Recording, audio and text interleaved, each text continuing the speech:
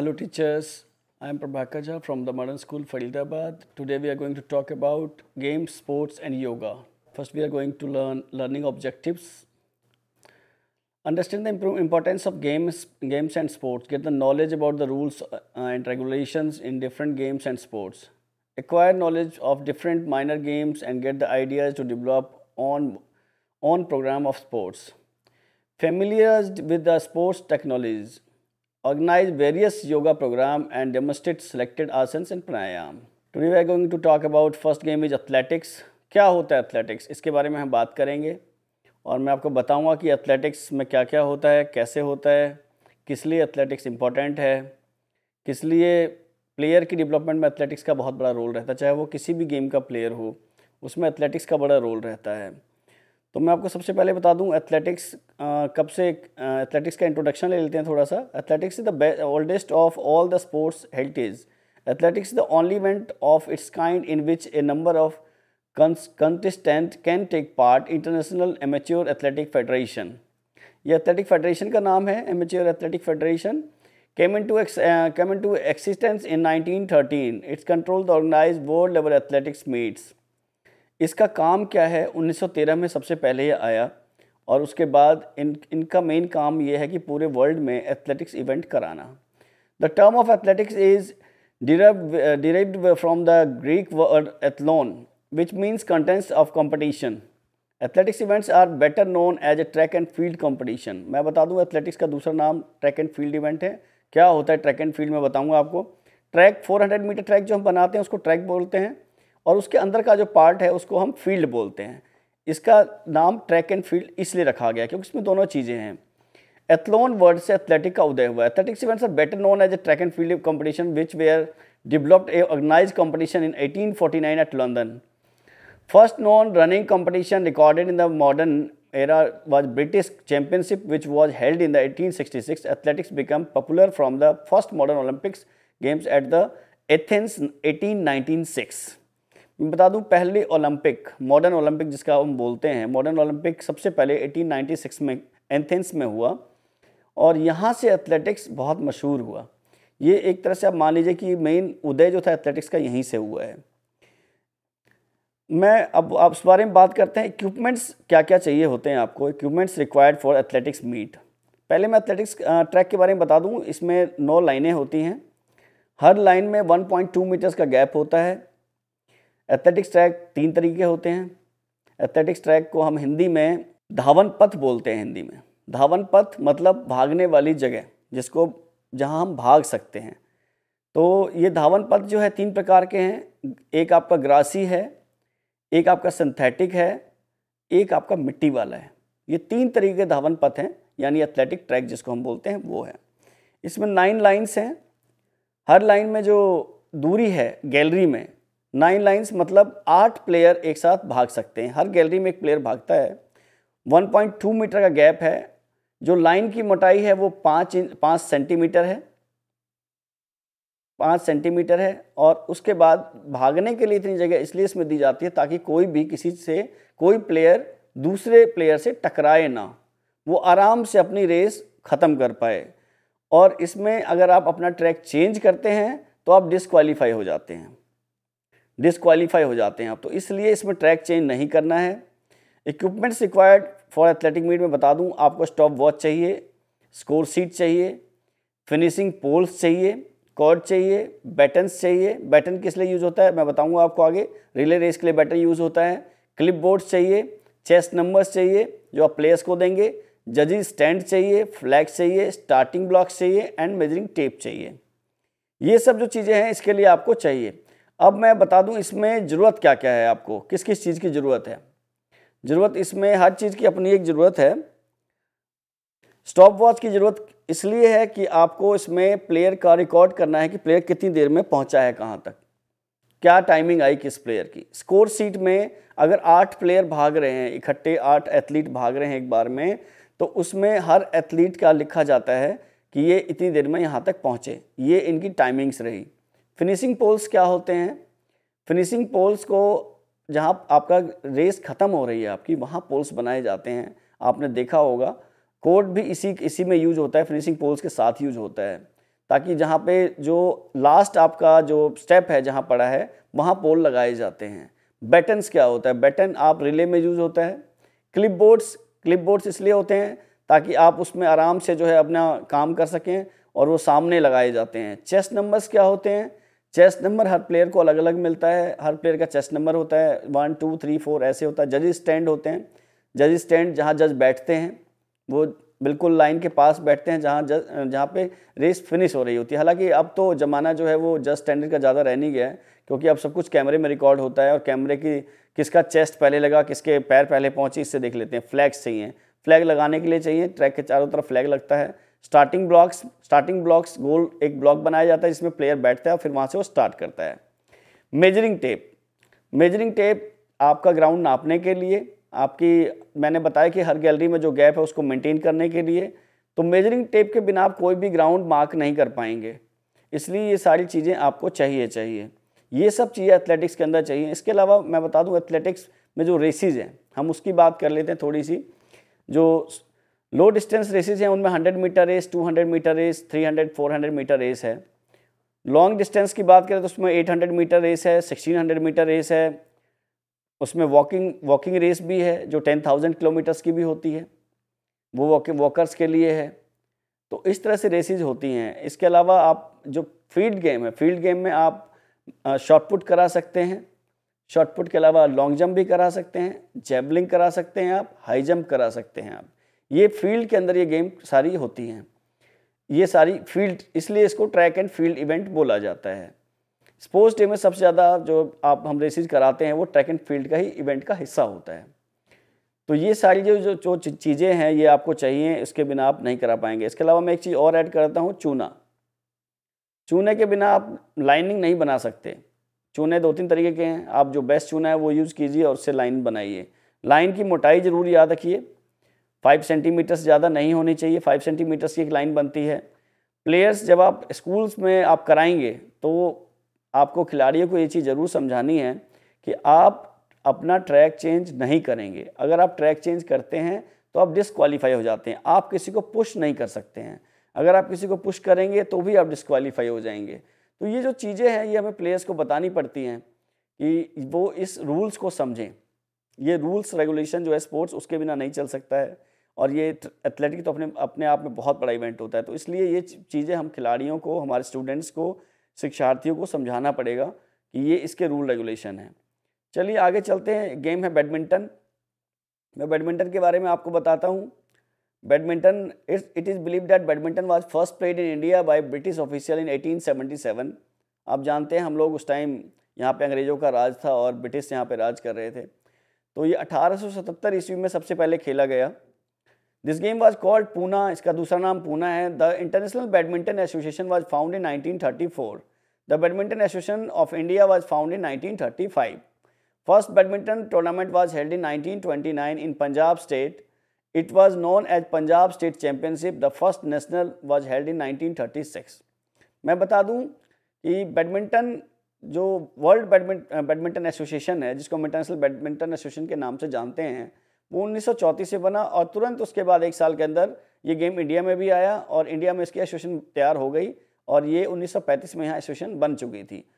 पहला टूर्नामेंट जो है बैडमिंटन का 1929 में खेला गया पंजाब स्टेट के अंदर और इसका नाम दिया गया Punjab state championship. The national was held in 1936। Same 5 साल 6 साल बाद फिर इसका एक नेशनल इवेंट भी कराया गया और 1936 में ये मुंबई में हुआ, जिसे आप मुंबई के नाम से जानते हैं। अब मैं बैडमिंटन की बात कर लेता हूँ। बैडमिंटन में और क्या चीज़ें आपको चाहिए होती हैं। बैडमिंटन का जो कोर्ट है वो प्लाई का होता है और आपका मेन जो है प्लाई है और सिंथेटिक भी होता है। दोनों तरीके के बैडमिंटन कोर्ट होते हैं, प्लाई एंड सिंथेटिक।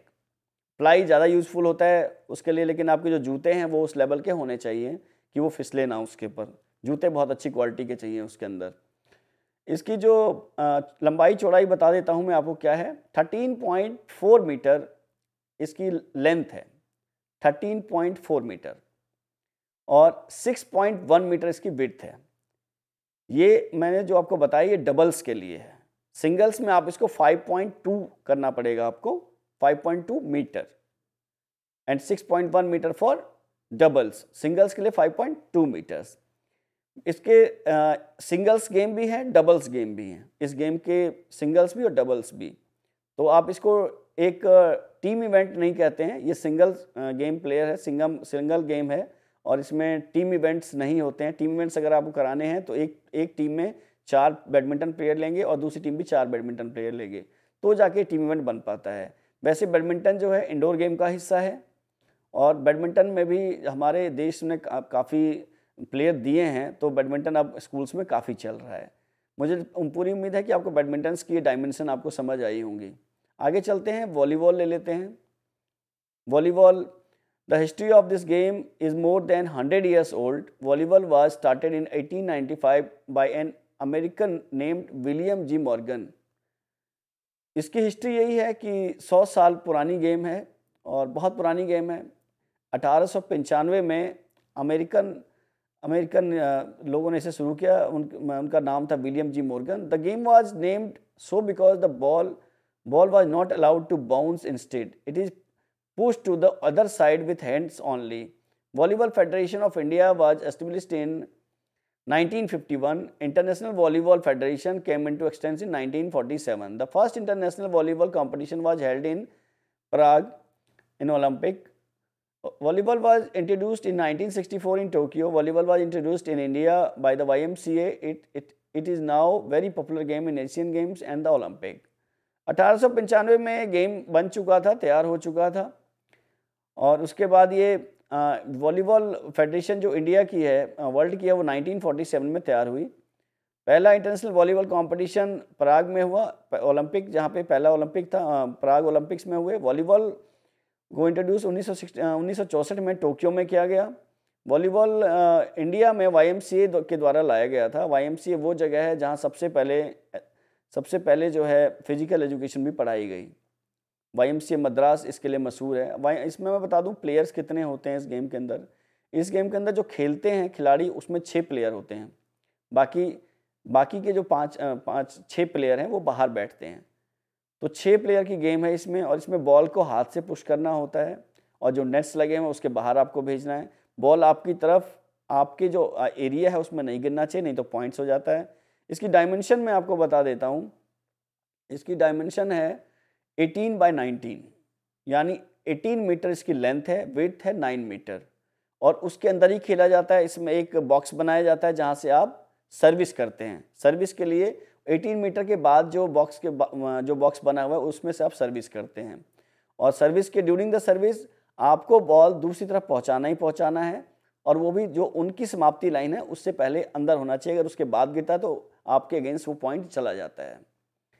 वॉलीबॉल एक ऐसी गेम है जिसमें आप हाथ की जगह कई बार पैर से भी मार देते हैं। आपने देखा होगा, अगर वॉलीबॉल का मैच देखा होगा तो बॉल अगर आती है और वो गिर रही है, अगर आपके हाथ नहीं पहुंच रहा तो कई प्लेयर पैर भी मार देते हैं और पैर से भी बॉल दूसरी तरफ चली जाती है तो भी वो पॉइंट माना जाता है। आपने एक चीज़ और देखा होगा कि वॉलीबॉल जो अपना पोल हम लगाते हैं वो पूरा 9 मीटर का होता है और उससे अंदर जो है 1-2 एंटीना आपने और देखे होंगे जो लगाए जाते हैं और उसके बाहर से जो बॉल जाती है वो बॉल नहीं मानी जाती, वो बॉल फाउल बॉल मानी जाती है।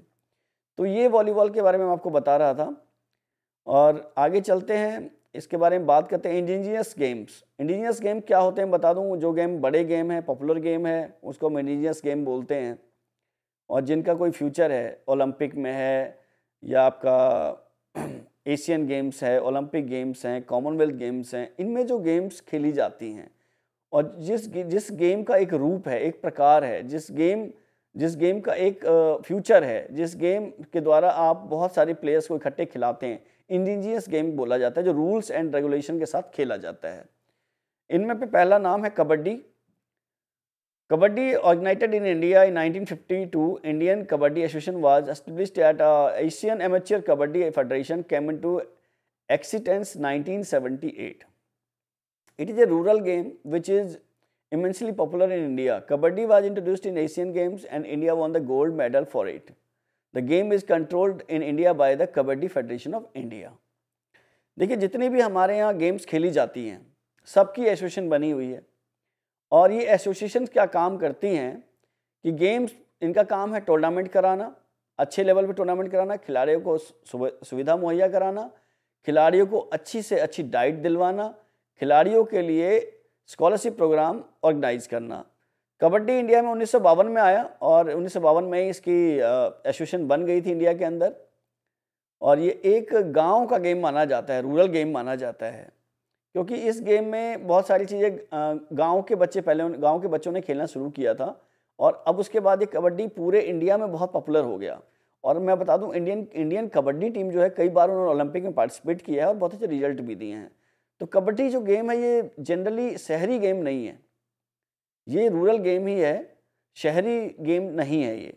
स्कूल्स में, बड़े बड़े स्कूल्स में कबड्डी अब बहुत ज़्यादा नहीं है। मैं बता दूं गवर्नमेंट स्कूल में ज़रूर है या जो मीडियोकर स्कूल हैं उनमें बहुत ज़्यादा है, और जो गाँव के बच्चे हैं, जो मजबूत बच्चे हैं, वो इस गेम को ज़्यादा प्रेफरेंस देते हैं। इस गेम के अंदर भी आप टोटल 12 खिलाड़ी हैं, जिनमें से 7 अंदर खेलते हैं, 5 एक्स्ट्राज में होते हैं। और इस गेम की खासियत ये है कि इसमें आपको जोर लगाना पड़ता है, ये मजबूती वाला गेम है। इसमें आपको भाग के दूसरे प्लेयर को टच करके अपने पाले में वापस आना होता है, तब जाके वो प्लेयर आउट माना जाता है। इसमें आप हाथ से भी टच कर सकते हैं दूसरे प्लेयर को, पैर से भी कर सकते हैं, किसी बॉडी पार्ट से अगर आपने उसको टच कर दिया है और फिर वापस पलट के अपने पाले में आ गए हैं, लेकिन आपको वर्ड में कबड्डी कबड्डी बोलना होता है। अगर वो आप नहीं बोलते हैं तो फिर आपका जो है पॉइंट वेस्ट हो जाता है, नहीं माना जाता है। अब इंडिया में ये कबड्डी गेम इतना मशहूर हो चुका है कि प्रो कबड्डी लीग आयोजित होने लगी है। क्रिकेट जैसे लीग होती है आपकी, IPL होता है, उसी तरह से इंडिया प्रो कबड्डी भी होती है, जिसमें बड़े बड़े प्लेयर्स आगे खेलते हैं और उसमें प्लेयर को अच्छा खासा इनकम मुहैया हो जाती है प्लेयर्स के लिए, और नाम भी हो जाता है। मीडिया इसको बहुत ज़्यादा आगे ले आता है, न्यूज़ चैनल्स पे आप देखेंगे कबड्डी के बारे में बताते हैं। तो इस तरह से अब ये गेम जो है ना, ये एशियन गेम्स से आगे निकल चुका है, अब ये गेम बहुत ऊपर चल चुका है। और कबड्डी गेम में एशियन गेम्स में इंडिया मेडल जीती है, गोल्ड मेडल जीती है, आपके कॉमनवेल्थ गेम में जीती हुई है इंडिया, ओलंपिक में पार्टिसिपेट किया है इन्होंने। तो इस तरह से कबड्डी जो है बहुत मशहूर गेम है। Kabaddi is popular game among the people of India, especially in the village of India, Pakistan, Bangladesh, Sri Lanka, Nepal, and Burma. Some historians believe that it's a nearly 4,000 years old game. So the Kabaddi game is known and various names in India and other countries. Kabaddi recognized by Olympic Association and a Kabaddi Federation was founded in 1950, which regulates rules of the Kabaddi game. मैं बता दूं कुछ लोगों का मानना है कि ये गेम एशियन में बड़ा प्रसिद्ध है। इनमें पाकिस्तान, बांग्लादेश, श्रीलंका, नेपाल, बर्मा सब खेलते हैं इस गेम को। कुछ जो इतिहासकार हैं वो ये बोलते हैं कि ये गेम 4000 वर्ष पुराना है। जो प्राचीन काल का भारतवर्ष था तब से ये गेम है, तब से ये गेम खेला जाता है। कबड्डी गेम जो है ये किसी और नाम से पहले खेला जाता था, ऐसा भी इतिहासकारों का कहना है। कबड्डी को ओलंपिक एसोसिएशन में कबड्डी फेडरेशन ऑफ इंडिया ने जो फाउंड किया है वो 1950 में किया है, और उसके बाद ओलंपिक एसोसिएशन के थ्रू इसको जोड़ा गया, और उसके बाद ये जो हमारे प्लेयर्स हैं वो कबड्डी गेम के जो हैं वो ओलंपिक में पार्टिसिपेट करने लगे, आपका एशियन गेम्स में पार्टिसिपेट करने लगे और कॉमनवेल्थ गेम्स में पार्टिसिपेट करने लगे। तो इस गेम का इतिहास बहुत पुराना है। और मैं बता दूं इसमें प्लेयर्स जो हैं वो मैंने बता ही दिया है कि 7 प्लेयर खेलते हैं। बॉल की इसमें ज़रूरत होती नहीं है, क्योंकि आपको टचिंग गेम है और आपको टच करना होता है और भागना होता है, खिलाड़ी को आउट करना होता है। तो इस तरह से कबड्डी गेम जो है आगे चलनी शुरू हो गई है। चलिए अगला गेम ले लेते हैं, खो खो।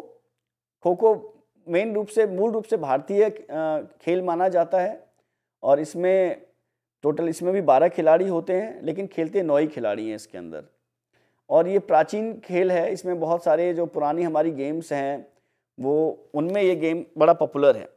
हालांकि अब ये थोड़ा प्रारूप से थोड़ा गायब होता जरूर जा रहा है, लेकिन अभी भी कुछ स्कूल्स में इसको काफ़ी प्रायोरिटी मिलती है इस गेम को। इस गेम के डिस्ट्रिक्ट लेवल, नेशनल लेवल भी टूर्नामेंट्स भारत सरकार कराती है, जो इनके एसोसिएशन है वो कराती है। Kho kho is a rural game which organized in Pune in India. The rules of this game was framed in 1914 by committee. Initially, 2 players were made to stand to the 2 ends instead of posts. The game is played all over in India. In India, the game is controlled by the Kho Kho Federation of India, which was established in 1957, and the first Kho Kho Championship was held in 1960. Kho kho भी कबड्डी की तरह एक गांव का game माना जाता है, क्योंकि इस गेम में भी बहुत आपको भागना पड़ता है, बहुत आपको शक्ति लगानी पड़ती है, स्टेमिना बहुत ज़्यादा चाहिए इस गेम के लिए। खो खो का पहले बार जो खो खो खेला गया वो पुणे में खेला गया। इस गेम के जो रूल हैं वो 1954 में कमेटी द्वारा बनाए गए कि क्या रूल से खेले जाएगी, कि इस गेम में कौन कौन से रूल होंगे, कौन किस तरह से खेला जाएगा। तो ये भी एक रूरल गेम है, इसमें भी जो है शहर में ज़्यादा इसका प्रभाव नहीं है इस गेम का। शहरी स्कूलों में इसका प्रभाव थोड़ा कम है, लेकिन बाहर इसका जो है प्रभाव गाँव में बहुत ज़्यादा है। 2 प्लेयर इसमें होते हैं, आपको एक प्लेयर का फेस दूसरी तरफ मिलेगा, दूसरे प्लेयर का फेस दूसरी तरफ मिलेगा। एक टीम चेस करती है, एक टीम पकड़ती है। इस गेम की खासियत ये है, एक टीम को चेस करना है और दूसरी टीम को बचना है उससे।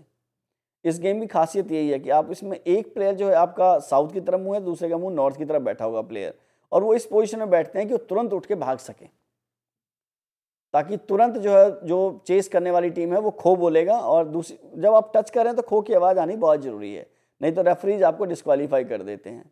पोल बनाए जाते हैं 2, इसमें 2 पोलों की जो दूरी है वो 28 फुट होती है, और वो उनमें लगाया जाता है, बंद किया जाता है उन्हें, ताकि उसमें से प्लेयर जो है साइड से भाग पाएँ और पकड़ पाएँ दूसरे प्लेयर को।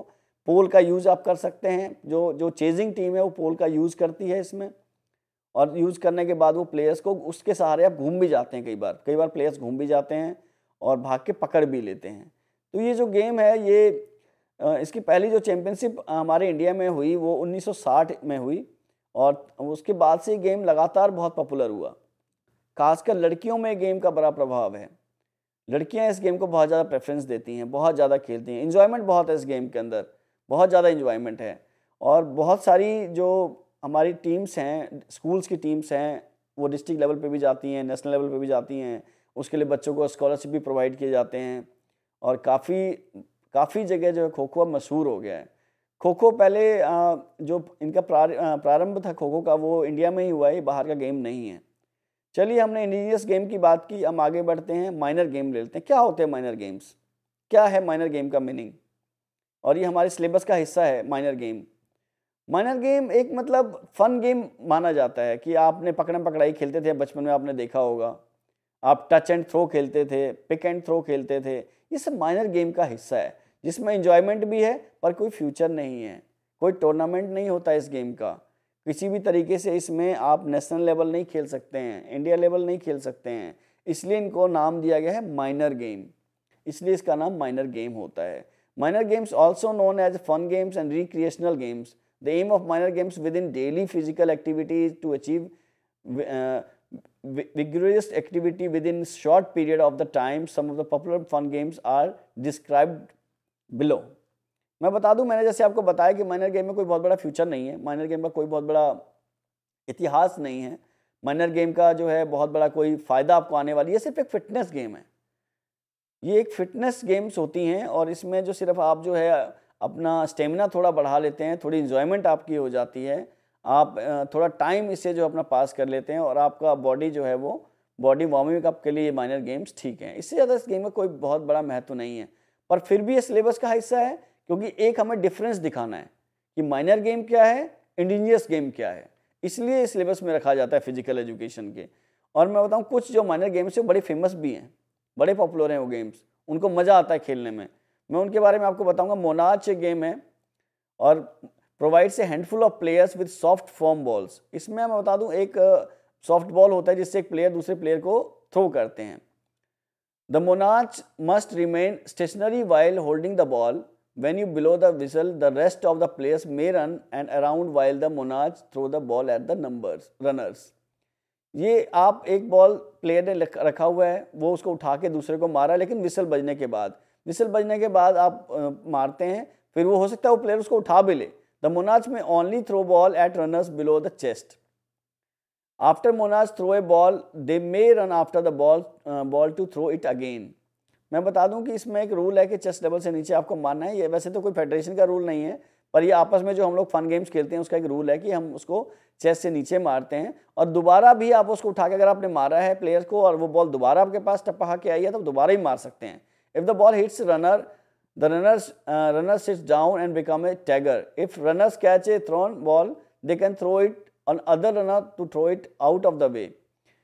रूल सेम है कि इसमें आपको हम पिट्ठू गरम बोलते हैं, बचपन में हम खेलते थे, ये वही गेम है। और इसमें आपको पकड़ के जो है, अगर आपका बॉल आपको लगने के बाद, सोचिए आपने किसी को बॉल मारी, लगने के बाद बॉल वहीं गिर गई, तो बॉल दोबारा उठा के फिर आप जो है किसी को मार सकते हैं।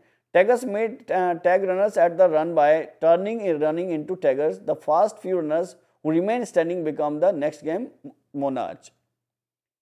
नया गेम एक और है, इसमें फन गेम्स के अंदर ही है ये भी, इसको हम डॉक्टर बोलते हैं। डॉक्टर स्पिट द, मैंने पहले ही बताया गेम का कोई मतलब बहुत बड़ा फ्यूचर नहीं होता माइनर गेम्स का, ये सिर्फ एक टाइम पास गेम्स होती हैं जो हमारी फिजिकल एक्टिविटी में हमारी हेल्प करती हैं। Split the game into 2 teams, have each team quietly choose one player as the team doctor without sharing the information with the other team. During the game, each team must stay on its side of the court. Give each team an equal number of softball to start, instructing players to aim with each throw below the chest. On your whistle blow, each team begins throwing the balls across the court, trying to the other 2 team members. When a player gets hit, she sits down. आपको समझ आ गया होगा, अगर player को लग गई है तो फिर वो नीचे बैठ जाता है, वो दोबारा उस गेम का हिस्सा नहीं हो सकता है। Team doctor can take a sitting player, reseating her for play. Encourage subtly in the players of the opposite team has a hard time figuring out who is the acting as a doctor. Play for a set period of before switching up the team. समझ गए हो आप ये doctor game क्या है। Next हमारे पास है Dodge ball, ये भी माइनर गेम का हिस्सा है। डॉज बॉल क्या होता है आपने देखा होगा। डॉज बॉल में मैं आपको बता देता हूँ, ये भी किसी मतलब कोई फ्यूचर गेम नहीं है, क्योंकि ये माइनर गेम्स के अंदर आता है, तो ये भी एक एंजॉयमेंट गेम है, फन गेम है। Designate one player as the captor and instruct the captor to choose 3 hostage. The rest of the players will try to tag the captor with the throw ball without hitting and hostage. मैं बता दूं Dodge ball होता क्या है। Dodge ball, आपने कोई भी ball हाथ में ले लिया है, आपने ग्रुप बनाया 6 लोग 7 लोगों का, 6 भी हो सकते हैं, 7 भी हो सकते हैं, 8 भी, क्योंकि इसमें बहुत बड़ा रूल तो कुछ है नहीं। तो आप एक जो बंदा बीच में है, आप उसको बॉल मार रहे हैं, एक ग्रुप के बीच में एक और प्लेयर होता है जिसमें बॉल थ्रो करते हैं। आपने ग्रुप बनाया, एक प्लेयर आपका बीच में खड़ा है, दोनों तरफ से बॉल आएंगे और उस प्लेयर को उस बॉल से बचना है। उस प्लेयर को उस बॉल से बचना है, अगर वो नहीं बचता है, अगर उसको टच हो गया तो प्लेयर आउट हो गया। तो ये भी बड़ा इंटरेस्टिंग गेम है, खासकर गर्ल्स में बहुत ज़्यादा ये गेम खेली जाती हैं। All players can move around freely but the hostage must remain in the contact with the captor at all the time. Any hostage hit by a ball becomes a thrower and the captor can choose a new hostage to take his place. Player with the ball may not run until they have released the ball. For especially large groups, designate several groups of captor and hostage. After a designated period of time, switch up the groups and designating new captors. मैंने बताया आपको कि जो अंदर जो hostage जो खड़ा है, हॉस्टेज के रूप में जो भी प्लेयर खड़ा है, ग्रुप बड़ा है, अगर वो बॉल जब तक उसको टच नहीं होती है, आप जिस प्लेयर के पास बॉल जाएगी उठा के उसे मारता है ग्रुप के अंदर का, लेकिन अगर बॉल उसे टच नहीं हुई तो वो दोबारा से जो है खेलता ही रहेगा, वो हटेगा नहीं तब तक वहाँ से, जब तक वो उसको बॉल टच नहीं होती। अब सपोज कीजिए आप हॉस्टेज हैं, आपको बॉल टच हो गई है, तो आपकी जगह जो एक नया प्लेयर उसमें आ जाएगा। आप चले जाएंगे कहाँ, ग्रुप के बीच में, ग्रुप के साथ चले गए। जो राउंड आपने सर्कल बना हुआ है, आप उसका हिस्सा हो जाते हैं, और जो प्लेयर वहाँ से निकल गया है, जिसको लगी है बॉल, वो उस ग्रुप का हिस्सा हो गया, और उसकी जो एक नया प्लेयर ग्राउंड के बीच में आ जाता है। मुझे पूरी उम्मीद है कि आपको ये सारी चीज़ों का समझ आया होगा कि क्या एथलेटिक्स के बारे में, वॉलीबॉल के बारे में, या आपका कबड्डी के बारे में, बैडमिंटन के बारे में, ये सारी चीज़ें आपको समझ आई होंगी। और मेरा इस वीडियो के थ्रू बस यही एक मेन मेरा उद्देश्य है कि आपको डीएलएड के प्रोग्राम में आपको इसका पूरी आपको सहायता मिले कि किस तरह से आप बच्चों को सिखाएंगे, बच्चों को पढ़ाएंगे। तो इस वीडियो में इतना ही। धन्यवाद।